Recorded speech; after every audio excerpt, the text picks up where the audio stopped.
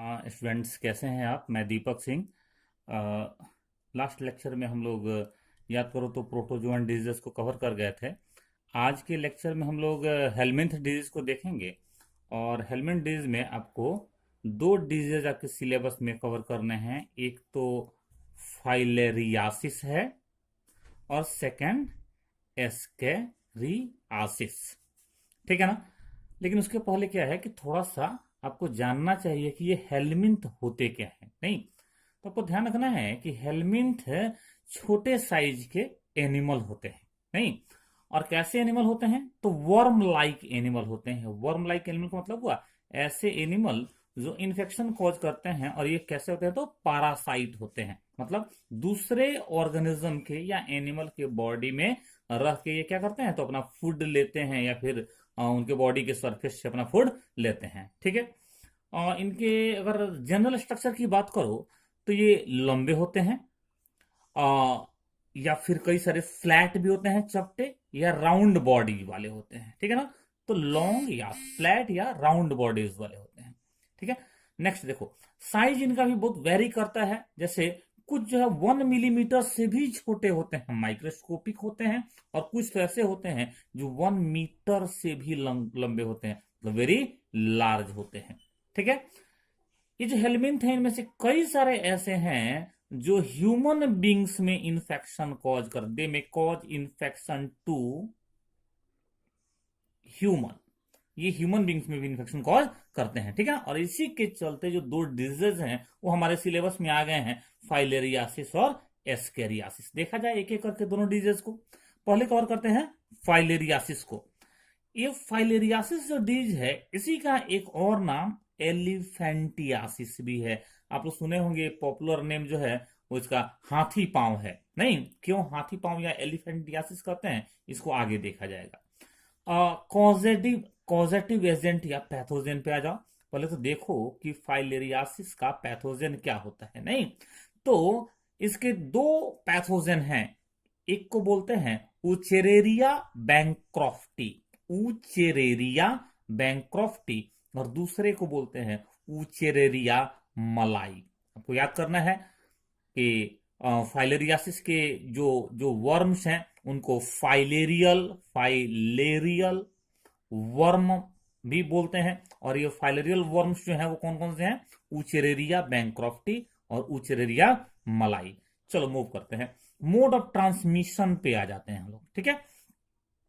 आपको ध्यान रखना है कि जो पैथोजन है दोनों में से कोई एक, फाइलेरियल वर्म्स जो हैं वो हेल्दी ह्यूमन बॉडी में कैसे इंटर करते हैं तो बोलता है कि मॉस्किटो बाइट से, मच्छर के काटने से।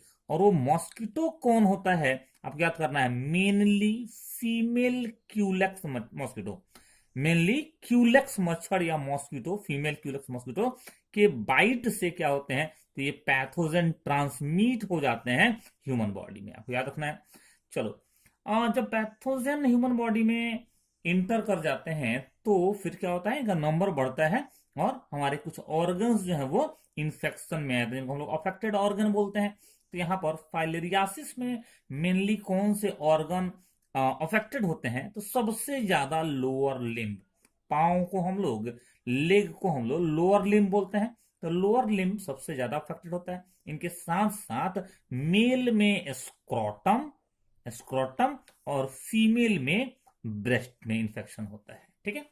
चलो, सिम्टम्स को अगर देखो तो फीवर आता है, फीवर आता है। लेकिन उससे ज्यादा इंपॉर्टेंट जो सिम्टम है वो है कि जो लेग्स हैं या जो ये ऑर्गन की हम बात कर रहे थे इनमें स्वेलिंग हो जाता है। ठीक है ना। स्वेलिंग का रीजन क्या है ये थोड़ा हमको समझना है। तो लिखा ना कि swelling of legs due to proliferation of endothelial cells. आपको ध्यान रखना है कि इंडोथेलियल सेल कहते किसको हैं तो जब भी ब्लड वेसल या लिम्फ वेसल के जो अंदर वाले जो लेयर के सेल होते हैं, एपिथेलियल टिश्यू के जो सेल होते हैं उनको हम लोग इंडोथेलियल सेल्स कहते हैं। असल में ये जो एपिथेलियल टिश्यू जो ब्लड वेसल या लिम्फ वेसल की इनर लेयर पे होता है, इनर सरफेस पे होता है, उसको हम लोग इंडोथेलियम बोलते हैं, इंडोथेलियम बोलते हैं। ठीक है। जिसके सेल को इंडोथेलियल सेल बोल देंगे तो क्या होता है, इंडोथेलियल सेल का नंबर बढ़ता है। नहीं, और साथ साथ क्या होता है, तो इसके अंदर में, इस लिम्फ वेसल के अंदर में या लिम्फेटिक वेसल के अंदर में मेटाबोलाइट्स का डिपोजिशन होते जाता है, मेटाबोलाइट जमा होते जाते हैं, जिसके चलते क्या होता है, तो जो लेग है या अन्य जो अफेक्टेड ऑर्गन्स हैं उनमें स्वेलिंग शुरू हो जाता है। लॉन्ग टाइम तक, ईयर्स तक, वर्षों तक धीरे धीरे धीरे धीरे ये ऑर्गन फूलते रहते हैं, स्वेल करते रहते हैं, और एक टाइम ऐसा आता है कई साल के बाद, आफ्टर मेनी ईयर्स, कि लेग्स अपीयर होने लगते हैं, दिखने लगते हैं कैसे, तो एलिफेंट के एक जैसे, लेग्स ऑफ एलिफेंट के जैसे। तब इस डिजीज को हम लोग एलिफेंटियासिस बोलना शुरू कर देते हैं। ठीक है, तो ये हुआ हमारा कौन सा बताओ, ये हुआ डिजीज हमारा फाइलेरियासिस। आपको फोकस कहां कहां करना है, तो जो पैथोजन है, फैलेरियल वर्म्स कौन कौन से हैं उन पर, वोचेरिया बैंक्रॉप्टी, वोचेरिया मलाई। दूसरा, मोड ऑफ ट्रांसमिशन वेक्टर के थ्रू होता है, और वो वेक्टर कौन सा है, तो फीमेल क्यूलेक्स है। तीसरा, ऑर्गन का कौन से अफेक्ट होते हैं, तो मेनली लोअर लिम्ब होता है, स्वेलिंग धीरे धीरे होता है, क्या होता है, तो लिम्फेटिक वेसल्स में एंडोथेलियल्स का नंबर बढ़ता है, एंडोथेलियल सेल्स का नंबर बढ़ता है, साथ साथ मेटाबोलाइट्स का डिपोजिशन होता है। नहीं, तो इतना बात आपको याद करना है। नेक्स्ट जो डिजीज है हम लोगों का हेलमिंथ डिजीज में, वो है एस्केरियासिस। देखो जरा सा इसको, एस्केरियासिस।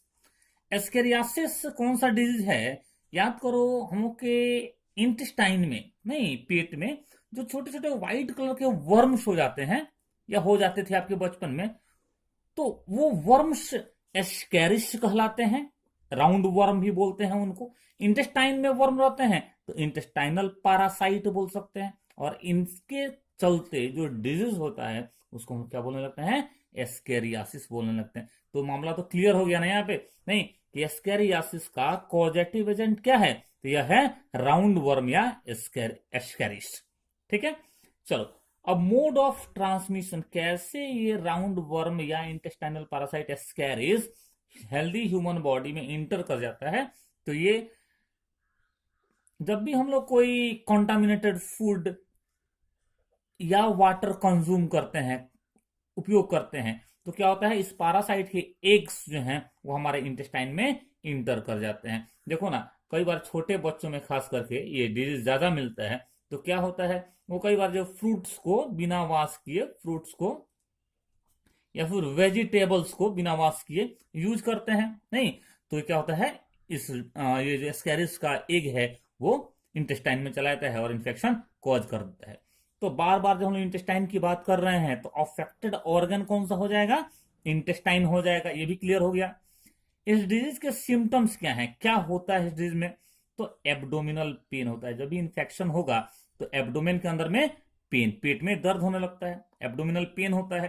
दूसरा, ये जो पैरासाइट हैं, ये जो राउंड वर्म्स हैं, तो मान लो कि अगर हम लोग इस स्ट्रक्चर को, इस डायग्राम को हम लोग इंटेस्टाइन मान लें, तो क्या करते हैं ये पैरासाइट, इंटेस्टाइन के वाल में पोर बनाते हैं, छेद बनाते हैं, इसमें से ब्लड सक करते हैं, जिसके चलते क्या होता है, इस इंटेस्टाइन के अंदर में यहां पर ब्लीडिंग स्टार्ट होता है, ब्लड निकलना शुरू हो जाता है। तो अंदर ब्लड निकलता है तो आप बोलेंगे इंटरनल ब्लीडिंग होता है, अंदर में ब्लड निकलता है। तब क्या होता है, लैक ऑफ एपेटाइट होता है, भूख भी नहीं लगती है पेशेंट को, नहीं, एनीमिया हो जाता है, ब्लड लॉस हो रहा है, तो ऑब्वियस है कि क्या हो जाएगा, ब्लड की कमी हो जाएगी, इसको आप एनीमिया बोलेंगे। तब कमजोरी हो जाएगी, वीकनेस हो जाएगा। एक और चीज ध्यान देना है कि पेशेंट को कॉन्स्टिपेशन होता है, कब्ज हो जाता है, नहीं, क्यों कॉन्स्टिपेशन होता है, क्यों कब्ज होता है, तो ये जो पैरासाइट हैं इस इंटेस्टाइन के अंदर में क्या करते हैं, ब्लॉकेज कर देते हैं, ब्लॉकेज कर देते हैं, नहीं, तो क्या होता है, स्टूल पास नहीं कर पाता है और कॉन्स्टिपेशन हो जाता है। ट्रीटमेंट में अभी सबसे बढ़िया आपको पता ही होगा, यूज भी किए होंगे, अल्बेंडाजोल की गोली या फिर सिरप आता है, उसका यूज करने से, उसका सिंगल डोज से ही क्या होता है, तो ये पैरासाइट डिस्ट्रॉय हो जाते हैं, तो अल्बेंडाजोल का यूज कर सकते हैं। प्रिवेंशन, तो सीधा सा बात है, क्या नहीं करना चाहिए, तो हम लोगों को कॉन्टामिनेटेड फूड वाटर कंज्यूम नहीं करना चाहिए, तो नहीं लेना चाहिए, नहीं, फ्रूट्स को वेजिटेबल्स को प्रॉपरली वॉश करके ठीक से धो के खाना चाहिए, नहीं, इन सारे तरीकों से हम इस डिजीज से बच सकते हैं। तो ये तो हम लोगों का हेलमिंथ डिजीज जो पढ़ना था, फाइलेरियासिस और एस्केरियासिस, ये दोनों कवर हो गया। एक बचा है राउंड वर्म, उसके लिए एक सेपरेट वीडियो बना देंगे। डिजीज हमारा ऑलमोस्ट कंप्लीट हो रहा है। आप लोग रिवीजन कीजिए, कहीं डाउट हो तो आप लोग डायरेक्ट या तो व्हाट्सएप नंबर पे आप मैसेज करके पूछिए, या फिर आप चाहें तो वीडियो का जो कमेंट सेक्शन है वहां भी कर सकते हैं। कई लोगों का क्लास मिस हुआ है, कुछ लेक्चर्स छूटे हैं, तो आज के वीडियो में हम क्या करेंगे, और जो पुराने वाले जो पीछे वाले जो लेक्चर्स हैं ह्यूमन हेल्थ एंड डिजीज के, उनका लिंक भी शेयर कर देंगे, ताकि जिन लोगों का छूटा है वो क्या करेंगे, उसको कंप्लीट कर लेंगे। Thank you.